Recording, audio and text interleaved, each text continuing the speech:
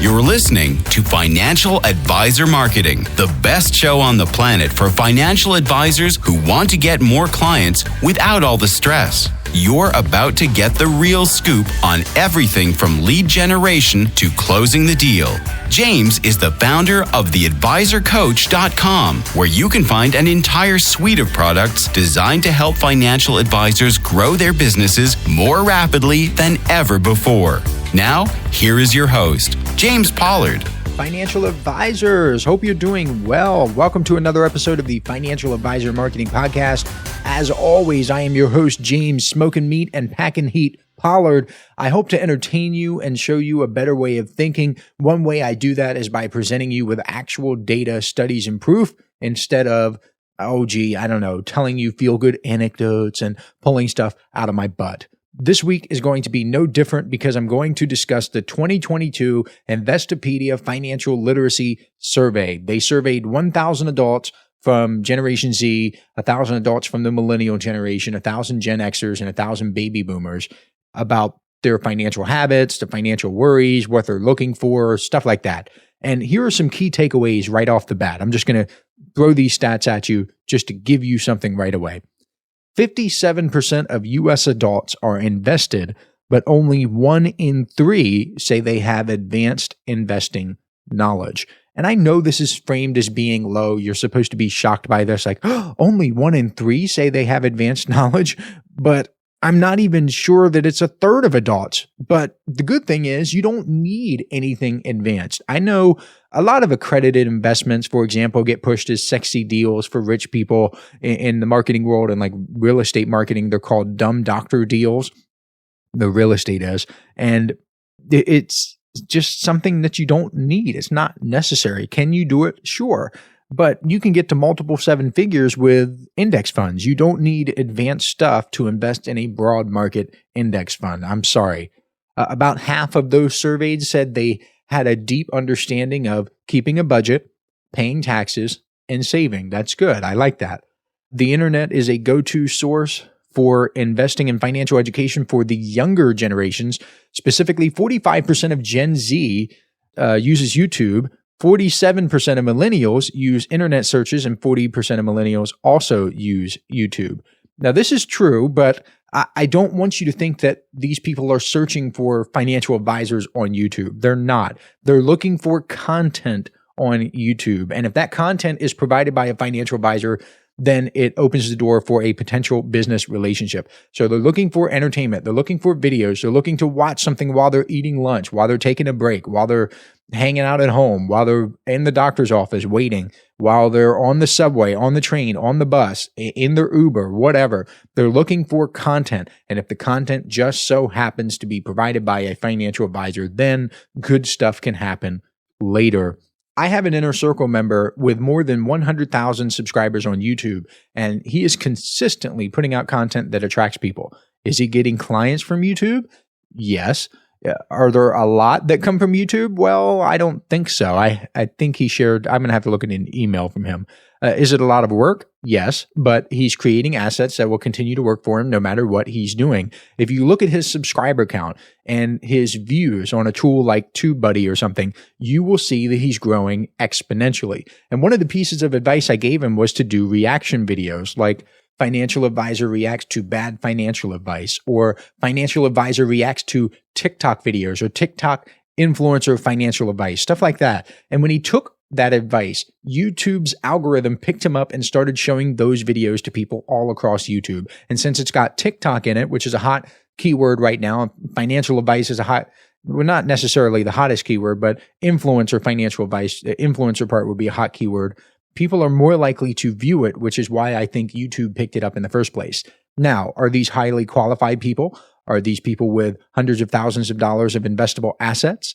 Are these people who can pay $3,000 to $4,000 for a one-time financial plan and a couple $100s per month for ongoing financial advice? Not necessarily. Most of the time, no. I'm not going to sit here and tell you, oh yes, they're completely qualified. It's tons of qualified traffic. But when you have tens of thousands of people viewing your videos and you only need a handful of clients per month to add $1 million per year to your business, you can see it's not such a bad deal. It's basically a high volume, low success rate strategy, but it works. Why? Because the videos work independently of your time once they are created. You create the videos, you put them out, and they continue to get views. I'll give you another specific example. I'm a fan of the Money Guy Show with Brian Preston on YouTube. His most viewed video right now is literally financial advisors react to money advice on TikTok. That video at the time of this recording has like 1.2 million views. His number 2 video is like 500,000. Okay. So you can see there's a huge difference here. And I would bet dollars to donuts is because YouTube's algorithm is pushing that video because I've seen it again and again and again.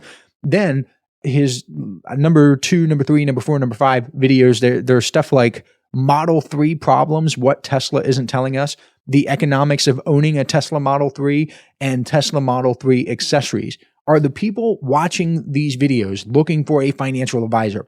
Probably not. But these videos serve a purpose. They rack up views, they add legitimacy to his channel, and I imagine they've had a massive trickle-down effect to all of his other videos. If 500,000 people watch the Tesla video, and let's just say 10% of those people think, well, who the heck is this money guy? And they watch a couple other videos, and a small percentage of those people make it down the rabbit hole to his website, to his course, to work with him, then it is worth it. This is how it works. And to give you the flip side of the coin, here are some of his worst performing videos. Watch this before rebalancing. Exposing the truth about vacation homes. How to get rich without even trying. The stock market is rigged. The average savings rate in America. And if you're smart, you'll see a theme here. I think Brian is incredibly intelligent. He's a wonderful business owner. I was recently in Tennessee and wanted so badly to go visit the office and meet him, but I didn't have time to do it. Brian, if you're listening, I want you to come on the show and talk about YouTube. But financial advisors, I want you to notice these are the worst performing video titles tend to be a little bit more direct. They tend to be about money directly. People who are on YouTube aren't necessarily typing in the average savings rate in America. If it's suggested to them, then they might watch it. People will trickle down, but you must start with some other form of content. Keep that in mind. Enough about that. I want to get back to the Investopedia survey. One of the questions Investopedia asked was, which financial skills are important for you to learn today? This is a wonderful question. This is something that I am so glad that we have. We have the internet. We have these companies that are doing surveys, doing research, and we can just piggyback on that. We can make our businesses better by using these surveys. Here are the responses. I'm going to go through and I'm going to throw a lot of numbers at you, but I'm going to try my best to make sure you get them without getting confused. So for Gen Z, when they were asked which financial skills are important for you to learn today, 34% said how to do my taxes. Ding, ding, ding, ding, ding. If you're someone who is targeting Gen Z, here you go. The number one answer handed to you on a metaphorical silver platter is how to do my taxes. If you're targeting Gen Z, make sure you have content about this. 31% said how to reduce debt. Student loans, probably a big deal. Credit card debt, probably a big deal. 30% said how to build or improve my credit score. 30% said how to save for retirement. And 30% also said how to avoid fees. So let's go through this one more time. I want to make sure that you get this. I want to actually help you. I want to improve your life, improve your business. If you're driving, hopefully this soaks in. You can always come back. You can listen to the episode. Gen Z said how to do my taxes, how to reduce debt, how to build or improve my credit score, how to save for retirement, and how to avoid fees. Hey, financial advisors. If you'd like even more help building your business, I invite you to subscribe to James's monthly paper and ink newsletter, The James Pollard Inner Circle. When you join today, you'll get more than $1,000 worth of bonuses, including exclusive interviews that aren't available anywhere else. Head on over to theadvisorcoach.com/coaching to learn more. Let's go to millennials. The number one financial skill that is important for millennials to learn today, as reported by actual millennials, age 26 to 41. I should have mentioned that before. The Gen Z is age 18 to 25. Millennials were 26 to 41. 31% of them said the most important financial skill for them to learn today is how to build or improve my credit score. 28% said how to save for retirement. 28% how to reduce debt. 27% how to avoid fees. So they're very similar or similar-ish to Gen Z, just flipped around a little bit. But then number 5, the 5th most important financial skill, 26% of millennials said how to plan for financial risk. So this is something different. If you're targeting millennials versus Gen Z, you probably want to talk about financial risk. If you are targeting Gen Z specifically and you're talking about financial risk, it's not going to work as well. This is why you need to create different content. You need to, depending on your audience, because different topics are going to hit differently for different people. Gen X, let's take a look at the Generation X response. Number 1, 30% said how to save for retirement. 26% said how to build or improve my credit score. 24% said how to reduce debt. 24% said how to avoid fees, and 24% said how to plan for financial risk. So let's go back here. I want to take a look at the number 1 for Gen Z. It was how to do my taxes. Number 1 for millennials, how to build or improve my credit score. Number 1 for Gen X is how to save for retirement. So you should be prioritizing these topics differently based on who you're targeting. And Gen X is age 42 to 57. The number 1 most important financial skill in their eyes, based on their perception, is how to save for retirement.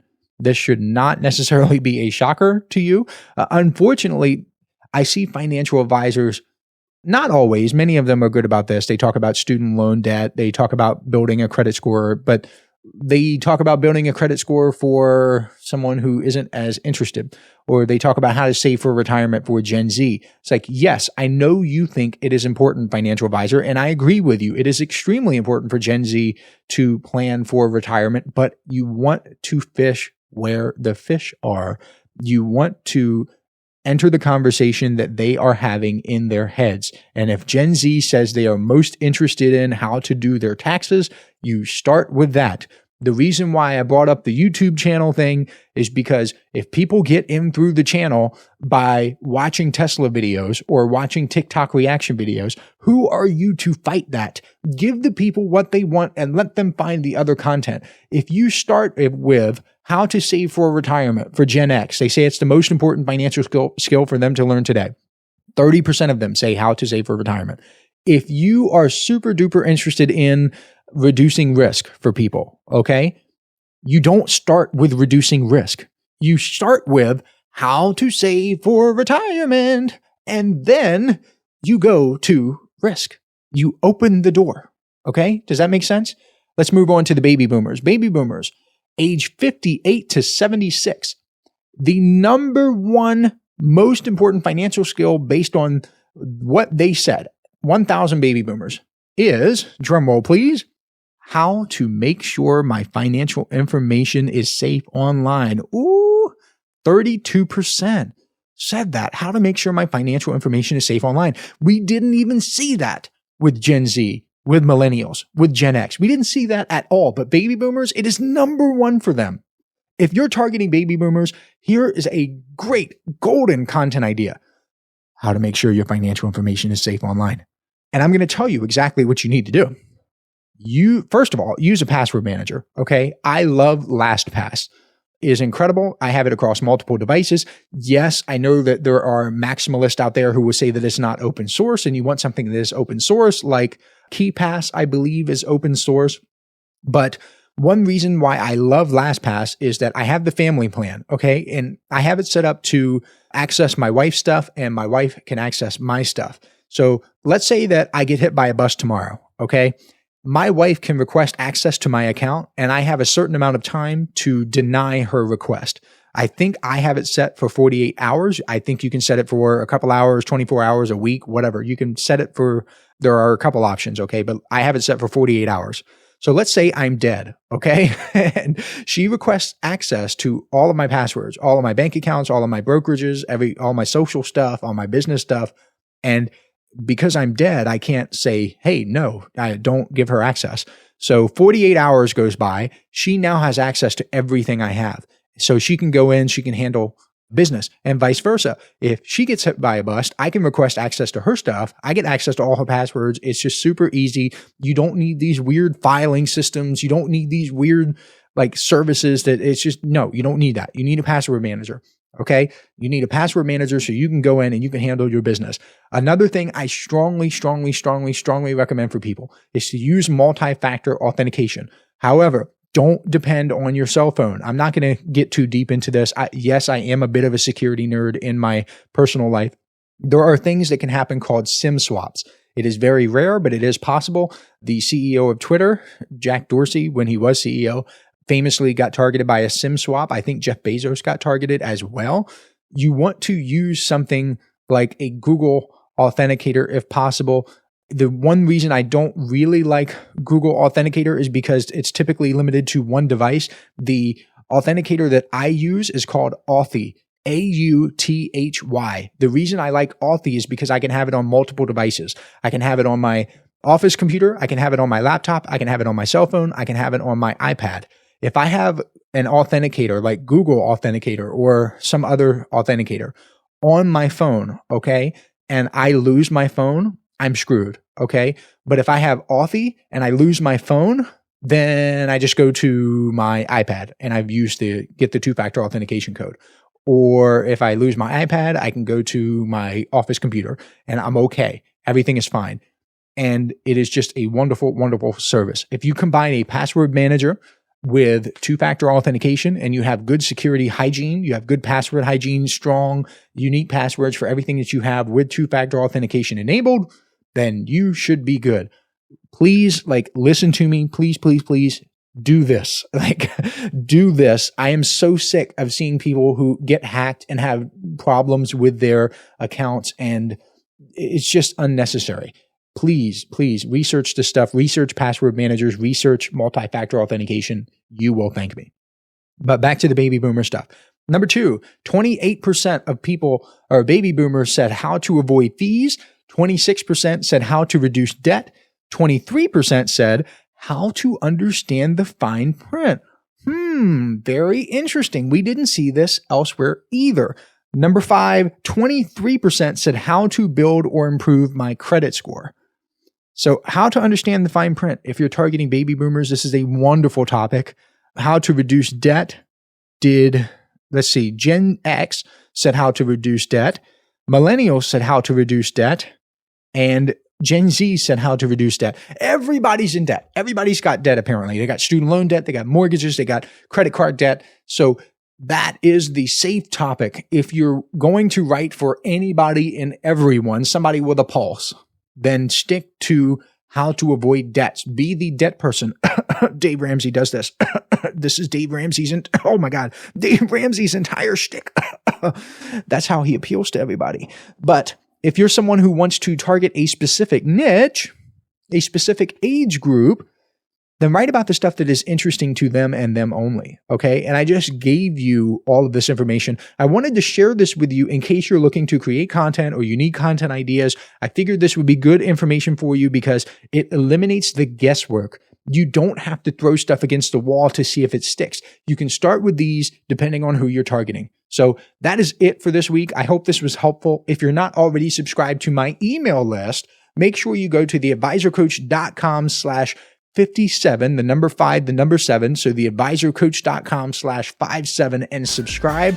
I will send you daily emails though. So do not, I repeat, do not subscribe if you're going to whine and complain about daily emails. But other than that, hope you enjoyed this. Hope you found it helpful.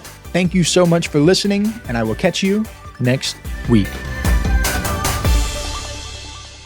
This is thepodcastfactory.com.